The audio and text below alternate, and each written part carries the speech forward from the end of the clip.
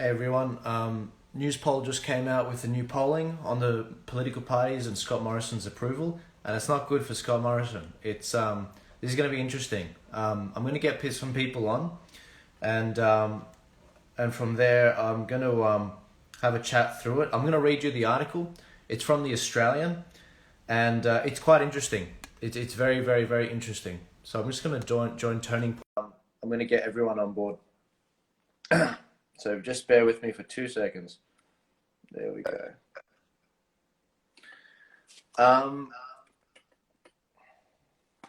This is interesting. This is really interesting. So I'm just going to wait for you guys to come in. So the Australian has just come out with this poll, and NEWSPOLL, and it's not looking good for Scott Morrison. It's looking pretty bad. For those of you wondering if I sleep, I do sleep. I'm about to sleep. But no, I wanted to talk with you guys through this because it's going to be fascinating to see how this week pans out and how the Prime Minister adjusts what he does going forward. So I'm just going to wait for everyone to join in and we'll go from there. It's always weird when I have to wait for everyone to join in because it's like I have to wait for, I wish I could just do it like that and everyone's here, but it's not. I'm going to wait for you guys to come in. So for those of you guys just joining in, I'm about to read you an article from the Australian. It's Scott Morrison talking about, it's Scott Morrison and it's the polling, and we're seeing exactly how things are going. It's not looking good for Scott Morrison. It's looking really, really bad. And the Prime Minister is going to be in some serious trouble in the next few weeks. So I'm going to start now. I'm going to drop Turning Point, and I'm going to read the article for you guys. If you're not following Turning Point already, click this. It'll drop down. Click follow Turning Point, because if I get nuked here, you'll be able to find me over there. So just take 2 seconds to drop that down, follow Turning Point, and we'll go from there. All right. Okay. All right. Let me read this article out for you guys. Ready? So this is from the Australian. If you want to pay for one subscription to news, obviously after me, of course, because I know you guys are supporting me, go buy the Australian. It's a very good newspaper. It's one of the best of them. Don't get me wrong. There's a lot of fake news, but these particular articles can be relatively good. But even then, they spin it. So I'm going to read out the Australian's news article. It's looking like the polling from Scott Morrison is really bad. This is how it goes. Support slumps for Scott Morrison as he leaves for Glasgow. Glasgow is a conference that he's going to for climate change. It goes like this.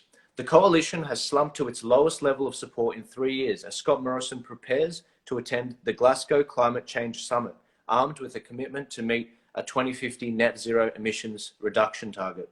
It comes amid growing community support for action on climate change, with most voters saying the goal of reducing emissions should be a greater priority for government than keeping energy prices down. I don't know who they're polling, but that's insane.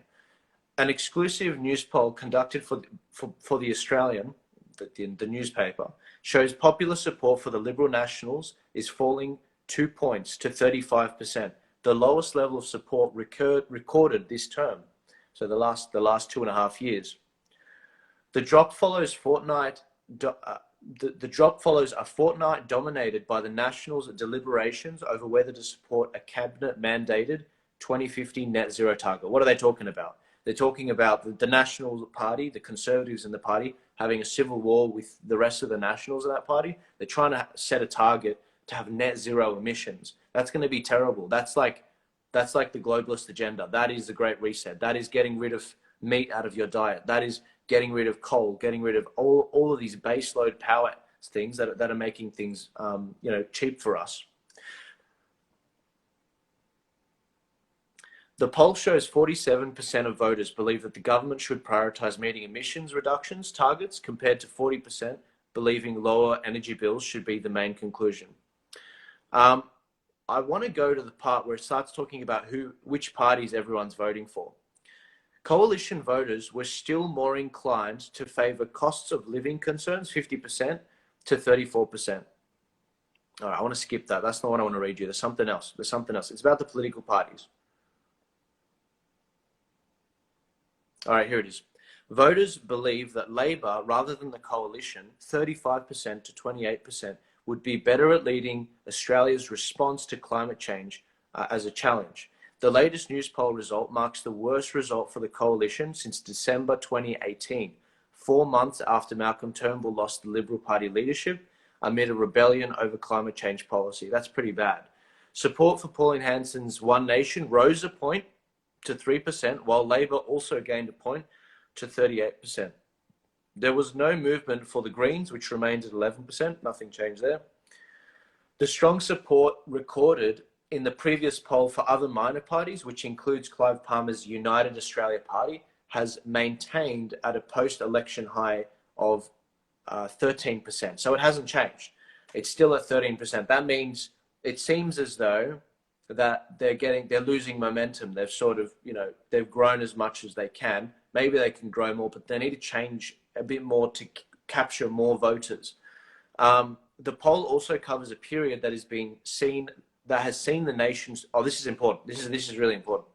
This poll also covers a period that's seen the nation pass the 70% full vaccination rate, the reopening of both Victoria and New South Wales following months of lockdown, and a commitment by Queensland to lift its border restrictions before Christmas. So basically, he's saying they've done all this freedom stuff, and then there's this next sentence. However, the end of lockdowns has delivered no net electoral benefit for Mr. Morrison or the coalition. All of the opening up that Dominic Perrottet has been doing, that's pressured Dan Andrews to open up sooner than he planned. He didn't reach any targets yet. He just did it because he was sort of pressured in. All of the plans that Queensland have to bring up plans to open up borders before Christmas and promise that, it's had no net benefit for the Prime Minister because he's not offering any leadership. If anything, Dominic Perrottet is the de facto Premier of Australia, as Alan Jones put it. Not Prime Minister, Premier of Australia. He's the only one offering any kind of leadership. Don't get me wrong, I want him to go all the way. But compared to Scott Morrison's been just silent Scott. On a two-party preferred basis, the coalition has drifted a point and now trails Labor 46 to 54 compared to 47-53% in the last survey. So if they held the election, apparently according to this, it looks as though it's going to cut it. The Labor's going to win. That's what it looks like. Scott Morrison's got to change what he's doing here. This is insane. Mr. Morrison's approval rating also has fallen further into net negative territory and are now level with those recorded in September. Approval of the Prime Minister's performance fell 2 points to 46%, while those dissatisfied with Mr. Morrison rose a point to 50%, resulting in a net satisfaction rating of -4. That's not good for the Prime Minister. That's not good for him at all. He's got to change his strategy if he wants to hold government. He better start preaching freedom because people aren't happy with him. I think the polls would actually be much worse. Have you guys ever been involved in a poll before? God knows I haven't. They are still well above the lowest recorded during 2019 and 2020 during the bushfire crisis when Morrison's net approval rating dipped to -21. That was crazy. But voters remain disenchanted with Labor's leader, Anthony Albanese, whose approval rating remained unchanged at 37%. No one wants the major parties. They're looking for something different. This is the chance for the minor parties. You're not going to get another chance, guys. This is your chance to come together. It's the best time to go for the jugular. The major parties are in disarray. They're not offering any leadership. Now's your chance. It's yours to screw up. Those dissatisfied with his performance fell a point to 46%, producing a net approval rating of -7. That's Anthony Albanese, -7 approval rating. All right, that's that. What do you guys think? So it seems as though the Prime Minister is up shit creek without a paddle. The guy's got to change. He's got to change policy. He can't hold the election now. Some people are saying that he might hold it in December. I don't think he can. I think he's going to have to wait for people to go through summer when things are a bit more, people have had a summer and they've had their holiday and all of that stuff, and we've opened up quite a bit more, enjoyed our freedoms. before he can do an election. I don't think he's going to do it till May next year. And I've got various reasons why I think that, one of which being there's a South Australian election early next year, and I don't think they're going to put them together because it'll mess with the messaging. I think that this is not a good news poll for the Prime Minister. I think he's going to have to go more conservative. I think he's going to have to be more freedom-minded, and I think he's going to really have to push hard there. These news polls are always looked at by the Prime Minister and all politicians, and yeah, they're going to be talking about this a lot tomorrow. So strap in. But how interesting was that? How interesting was that sentence which said, you know, New South Wales has ended the lockdown. Victoria, you know, they've brought up their dates and they've opened stuff up a bit. Queensland's brought up the date. They're going to open the border. They're saying they're going to do it before Christmas. Yet there's no net benefit to the Prime Minister, demonstrating that it doesn't matter what the states do. It has no relation to him because he's not offering any leadership. He's not offering any quality like that. The Prime Minister needs to pull his finger out of his ass. What are you doing?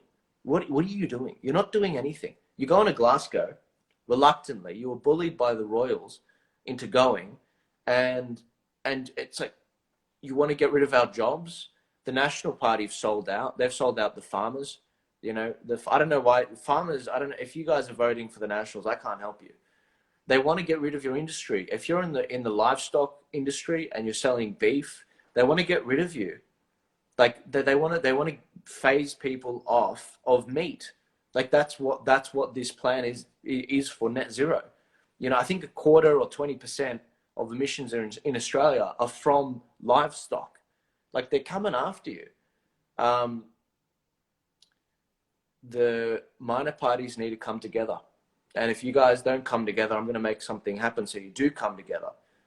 We don't have time for your quibbling. This is going to be interesting. This is going to be interesting. Listen to what the commentators say. Do you see what they're doing, though? Do you see what they're doing at the polling? They are twisting the polling. They really are. They're saying that the people they polled, and as I said, I've never met someone who's actually been polled. They're twisting the polling in a way that makes people think, oh, climate change. People want climate change. They don't care about the cost. What was that one at the top? They don't care about the cost. 47% of people would rather have, you know, some action on climate change than the cost. They're not worried about the cost. I was like, are you kidding me? I don't think that's right at all. I think there was one lesson we learned from the last election, and it was that Bill Shorten, the Labor leader, lost the election because he was too radical on climate change. It was going to cost us industry and everything. And Scott Morrison, head first, swan dives into the same mistake. History is repeating itself with different people.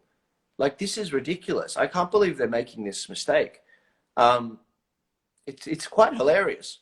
So the minor parties, it's yours to lose. It's yours to lose.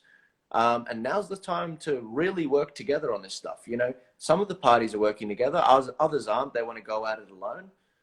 This is going to be interesting. I might end it there, but guys, this is an interesting poll, and it's not good for them. Let's see what the response is in the next few days, and we'll go from there. Yes, guys, I'm awake. This is the 7th day in a row I've been filming. I know I should have a break, but this stuff, when it gets dropped, you want to dissect it as quick as possible so you can interpret how the week pans out before they plant it in your mind. But thank you, guys. Thank you so much, everyone that's been donating. If you want to support what I do and working, you know, late nights, 11 o'clock? I'm going to be up at 5 a.m. You know, links in my bio. You know, feel free to donate either to Turning Point or myself. You can become a regular monthly donor. It supports what I do, and it's going to allow me to produce some how to vote cards so that you guys know exactly how the preference system works and also who to vote for the next election in the right order. Watch out for the minor parties. Some of them might cut deals with the major parties so that they end up getting one seat in, but to the detriment of all the other parties. You got to watch for that. That's really bad. And that's why I want to do my own how to vote cards, and I'm checking out to see if that's all legal. I'm pretty sure it is. I know heaps of people that have done it. But yeah, that's the plan. So look, guys, if you can donate, that's what empowers me. It allows me to free up the time and get the resources and the manpower and the woman power to allow me to do that. But interesting week. It's going to be an interesting week. So we'll see. We'll see how things go. Remember, I said this week that it's looking like they're going to move that 1st of December date up to, so a lot of the freedoms for the vaccinated and the unvaccinated will be brought up. That's what I'm seeing in probably November. And yeah, get your popcorn. It's going to be a wild ride. I can't wait to see how it pans out. In early November, we've got John Larder's legal case, which is different to the other cases. And as you guys know, Mac, who's leading some of the teachers, he's also been one that's been, he's doing a court case very soon as well. So stay tuned. Thank you for the support. You guys are legends. Links in my bio. If you haven't done the digital identity legislation submission, that's in my bio. If you want to donate, it's in my bio. Thank you guys so much. I'll see you later. We've got a big weekend.